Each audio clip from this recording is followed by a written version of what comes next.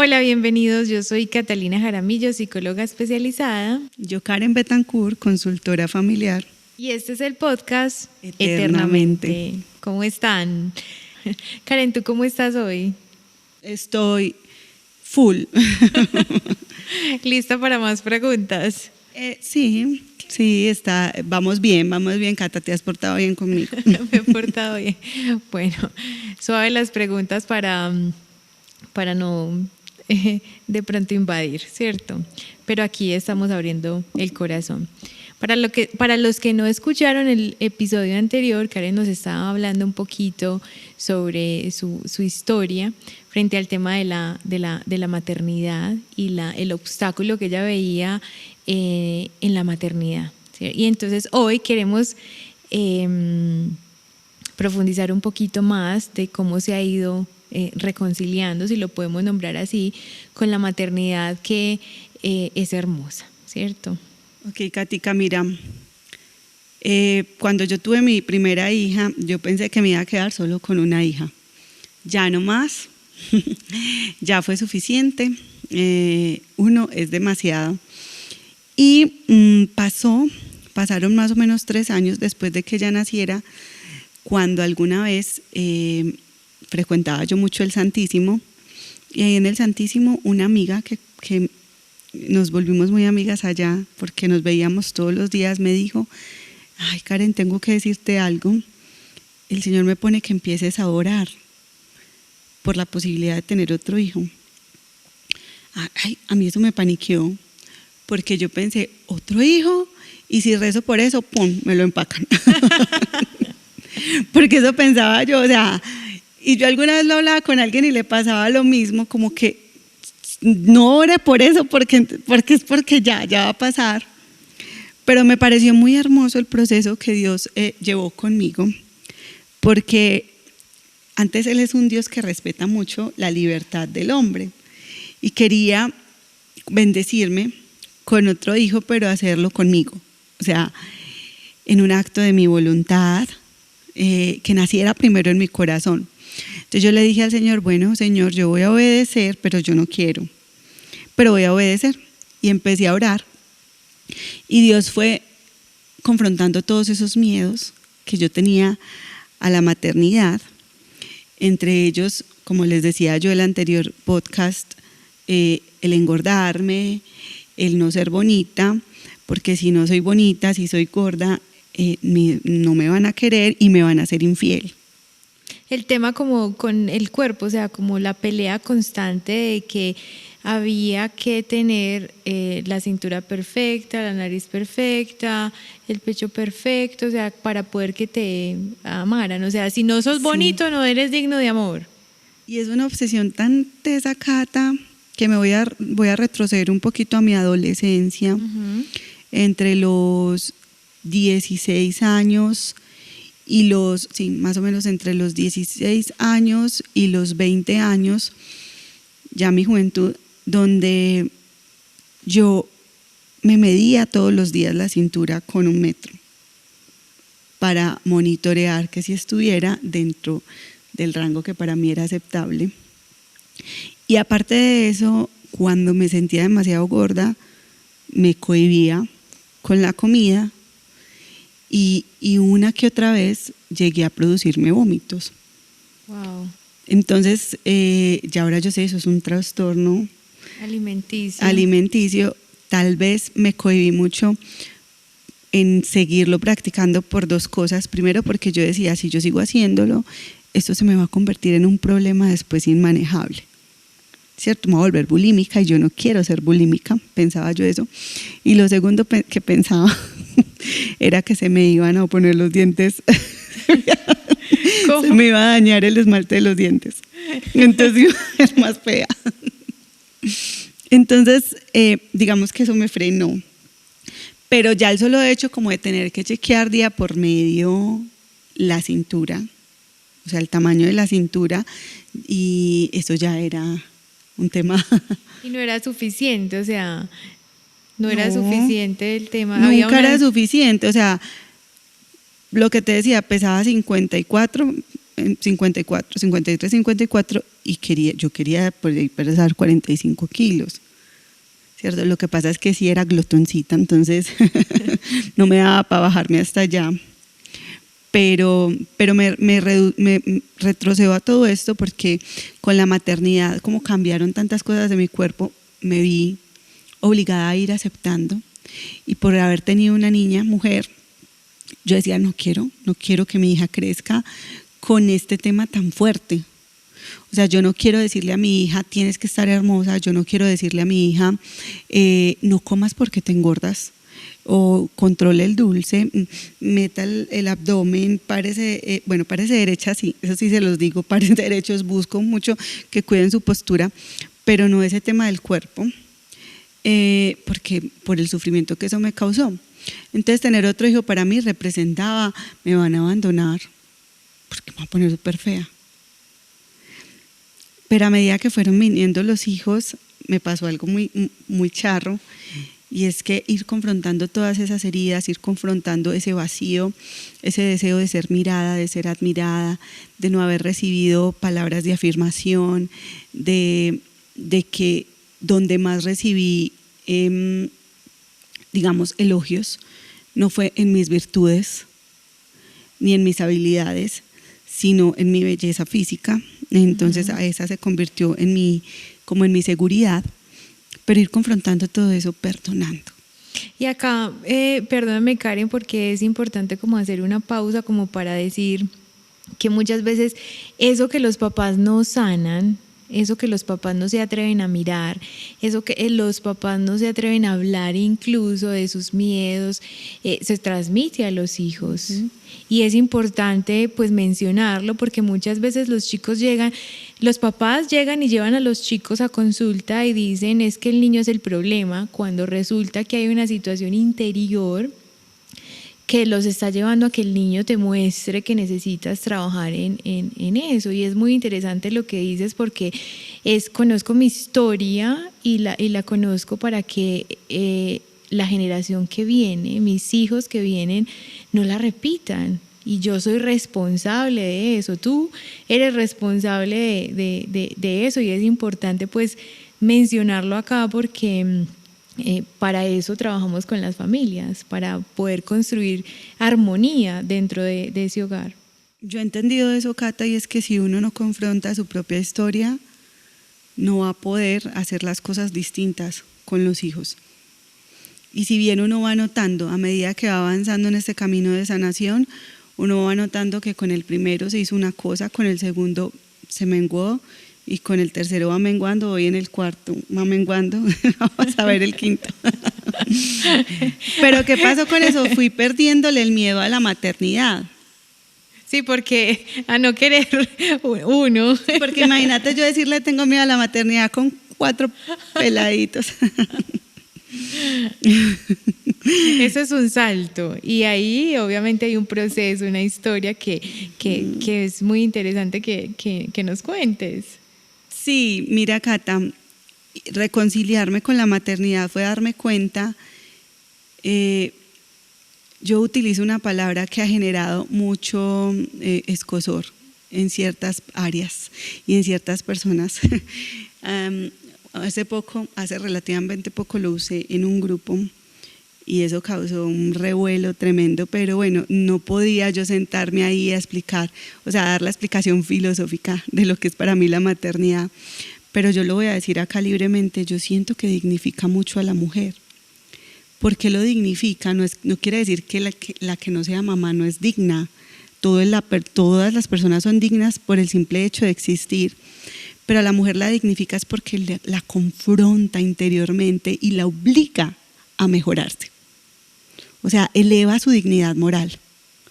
Hay una dignidad ontológica que es imposible de manchar, de manosear, pero hay una dignidad moral que sí se manosea y que se eleva mucho con la maternidad. Entonces, para mí el ser mujer y madre representó ese aumento, ese crecimiento de mi dignidad moral. ¿Y cómo lo descubres? O sea, es un proceso, pues puede ser muy digamos, personal, íntimo, pero ¿qué nos puedes contar de cómo descubres Lo esa descubro conexión? cuando veo que amar un hijo incluye que yo tenga que dejar a un lado todas esas manías, todos esos desórdenes, porque no me permitían estar plenamente presente para ellos y ocuparme de ellos primero y luego de mí, en el buen sentido de la palabra. Me ocupaba de mí con mi sanación, con mi proceso, para ocuparme adecuadamente de ellos.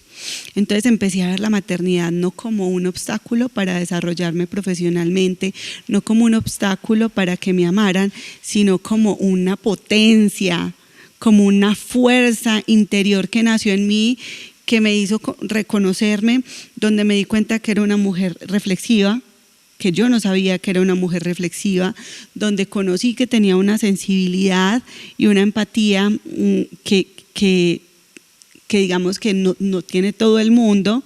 Hay personas que las tienen y los que no las tienen tienen otras cosas, pero yo reconocí eso en mí, donde yo reconocí una habilidad para comunicarme con mis hijos, para dialogar, para hablar, para abrir el corazón, o sea, para entender ese mundo interior, y donde fue naciendo mi segunda profesión.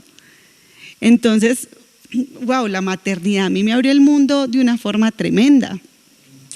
Y ya luego de eso vino mi tercera hija, y mi tercera hija fue como el sello, como que ya no le tengo miedo a la maternidad. No le tengo miedo. Qué bonito eso. Y entonces ya empieza ya a crecer y empieza, adicional a eso, a desarrollarse mi carrera. Empiezo a estudiar, empiezo a hacer diferentes estudios en materia de crianza, a hacer estudios en materia de filosofía, de psicología, de diferentes, y a entenderlos a ellos, a entender mi vida, a entender también mis miedos a través de eso. Y un momento que me confrontó mucho, además de la maternidad, fue una vez en una cita que tuve con una monja muy especial, donde yo le hablé de ese miedo interior, lo abordé de una forma distinta, y ella me exhortó de una forma súper firme y me decía: usted es una señora, usted es una señora. Y me lo decía así. Y nada que pase en su matrimonio o en su relación va a dejar va a dejar que usted sea, como digo, no sé explicarlo, va a impedir que usted siga siendo lo que es. Usted es una señora, en todo el sentido de la palabra. Y yo era como que me quería expresar ella con eso, que independientemente de cuál sea la crisis matrimonial que uno viva o la situación con los hijos, yo soy una señora. La dignidad de ser esposa, la dignidad del matrimonio católico, pues del sacramento del matrimonio, la gracia del sacramento, la gracia de Estado que gira en torno a la pareja cuando hay un sacramento, ¿cierto? Y que eso no me lo quita nadie. No me lo quita nadie. Entonces fue como que wow, es que yo no estoy sola educando hijos, yo no estoy sola siendo mamá, no estoy sola siendo esposa. Esto es algo muy grande porque yo soy una señora. Pues ella me lo expresaba así, y eso me abrió mucho a la noción de esto es muy grande. El matrimonio es algo muy elevado que no entendemos, la maternidad lo es también, y fue muy sanador para mí escuchar esas palabras. Y finalmente mi cuarta hija, que mi cuarta hija fue como un sello, o sea, la tercera, Dulce María, fue como que me voy con toda, no le tengo miedo a nada. Y la cuarta fue como afirmando ya eso, como que no le tengo miedo a la maternidad. Fue abrazar ese cuarto hijo, encontrarme con otros retos, darme cuenta que ya 4 es una familia numerosa, ¿cierto? Y que por ser una familia numerosa se requiere más esfuerzo, y que también se requiere como una conciencia de que los hijos hay que traerlos al mundo con la inteligencia también. O sea, hay que concebirlos también con la inteligencia de que se vale esperar, de que la iglesia aplaude si nosotros esperamos y planeamos los hijos poco a poco, de que está bien esa apertura, pero se puede perfectamente espaciar. Una apertura responsable también. Sí, una apertura responsable, eso lo podemos hablar más adelante. Y de que definitivamente un hijo no afea, embellece mucho. Sí, eso es demasiado importante. Un hijo no afea, Embellece. embellece. Entonces ya me pasa algo muy lindo y es que, y veo que quedó en ellos, ha quedado arraigado, porque una vez mi hija decía, ma, alguien me hizo como un piropo, pues en el buen sentido de la palabra, pues como tan bonita, usted con tantos hijos y tan bonita. Y mi hija respondió lo que yo siempre les respondía a ellos: mi mamá es bonita porque tiene muchos hijos. Ay, no, qué ternura, qué belleza. Y porque va al Santísimo. O sea, mujeres a tener hijos, ir al Santísimo. Ojo, Bueno, bien entendido, pues el tener hijos, o sea, no es tener muchos, el tener hijos embellece mucho por dentro y por fuera, y el encontrarse con el Señor en el Santísimo embellece más por dentro y por fuera. Entonces ya llegar al punto de que es que la maternidad te hace muy linda. ¿Y cómo sé yo que eso se sanó?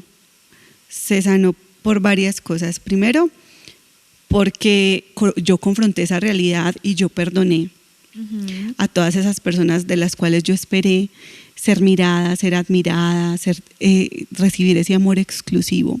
Esa es una de las cosas. Y lo segundo, porque cambió en mí radicalmente un patrón de pensamiento. Y es que cuando a mí me dicen, o cuando yo pienso en belleza, yo atribuyo esa belleza a la maternidad y a la oración.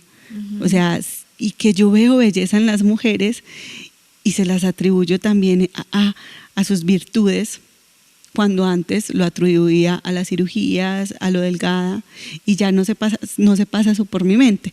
Entonces uno sabe que hay sanación cuando se rompen patrones de comportamiento y cuando se rompen patrones de pensamiento, ¿cierto? Que nos hacen daño y le hacen daño a otras personas. Y es también ver el ser integral, ¿cierto? Porque no había una conexión con tu belleza, porque es una belleza real, a un pensamiento de una belleza interna. O sea, en mi pensamiento o en tu pensamiento estaba como que no me voy a ver bonita si no me veo flaca, pero estabas trastocando como un límite de tengo que ser de tal manera. Lastimando mi cuerpo. Exactamente. Amancillándolo, utilizándolo como objeto de placer para ser observada, para ser admirada por los hombres, seduciéndolos con mi cuerpo. O sea, me estaba instrumentalizando, claro. Me estaba haciendo objeto. Y el obstáculo, como para pensarlo así, de que al final entender el obstáculo es que mis hijos me van a quitar la belleza que yo necesito para ser amada, por decirlo así. Sí, pues lo traduciste perfectamente, Cata. Así es, me lo van a quitar y no me van a mirar, entonces no me van a amar. No soy importante. Así es, así funciona. Finalmente, para que vayamos terminando, entender también que ser católico, seguir al Señor no es pelearse con la belleza, es reconciliarse con la belleza. Porque pasa mucho, que uno entonces entra con esa vanidad exacerbada, con esos cuidados exagerados y los llega a satanizar, queriendo buscar la sencillez, y lo sataniza y cae en el descuido y cae en el pensar que está mal cuidarse, que está mal maquillarse, que está mal ponerse bonita, cuando es agradable. Y cuando uno lee la palabra y va a la palabra, uno ve que la mujer se arreglaba para su esposo y cómo la belleza ablanda el corazón del hombre, ¿cierto? Sino que la belleza desordenada, utilizada de manera desordenada, produce lujuria. Sí, yo he aprendido de ti, Karen, que la virtud está en el medio. Siempre, o sea, nada, como ese dicho que conocemos es ni tanto que queme al santo ni tanto que no le alumbre. La virtud está en el medio, no nos podemos ir a extremos porque pues el extremo nunca va a ser bueno. Está bien hacer renuncias, yo hice renuncias, llegué a hacer renuncias, por ejemplo, dirigida, dejé de usar, digamos, unos 10 meses aretes. eso fue para mí una renuncia impresionante. Yo me sentía carilavada, fea. Pero luego las volví a utilizar. ¿Cómo sabe uno que ya va soltando? Cuando uno piensa que puede desistir de las cosas. Entonces como que las uso, doy este ejemplo pequeño, pero siento que puedo desistir de ellas. Cuando no hay un apego. Ajá, ya no hay apego. Uso la ropa, pero siento que puedo desistir de ella. Utilizo maquillaje, pero siento que puedo desistir de ella. O sea, como que la estabilidad y la armonía, la paz que se puede experimentar interiormente ya no depende de eso que es el arete, la ropa, el reloj de marca, bueno, como todas esas cosas. Y yo antes no era concebible para mí salir despeinada o sin maquillaje. Entonces, hacer ese ejercicio de puedo desistir de esto, sí, quiere decir que mi corazón ya no está puesto ahí. Entonces, eso hace que uno pueda hacer un uso más organizado de las cosas y con mayor virtud. Qué bueno. No, maravilloso. O sea, yo espero que quienes nos están escuchando también estén fascinados como yo, que te estoy escuchando y que me enseña muchísimo. Agradecerte por abrir tu corazón, porque muchas veces no es fácil, ¿cierto? Y aquí estamos para ello en Eternamente. Yo creo que vamos finalizando. Ya. Y vamos finalizando. Pero vamos a dar un abrebocas. Exacto, les vamos a dejar una perla. ¿Quieres decirlo tú o lo digo próximo yo? capítulo, no, tarán, ¿de qué vamos a hablar? Vamos a entrarnos en un mundo oculto. Oculto. Entonces, aquí podríamos poner música así de fondo, como que... Bueno, vamos a hablar un poquito de la sanación, todo esto enfoque, lo trabajamos también desde la psicología, lo que podamos trabajar, desde las posturas de la iglesia y todo, pero nuestro próximo podcast, para que estén muy conectadas, va a ser sobre el ocultismo, Cata, la brujería, las prácticas ocultas, porque aquí al frente de ustedes no hay ninguna santa también. Ninguna. Y yo le tengo unas historias de ultratumba, yo también. Entonces, si quieren conocer un poquito, que es que este par de locas también se metieron en eso. ¿Y cómo salimos de esto? Las esperamos acá. Dios los bendiga. Dios los bendiga.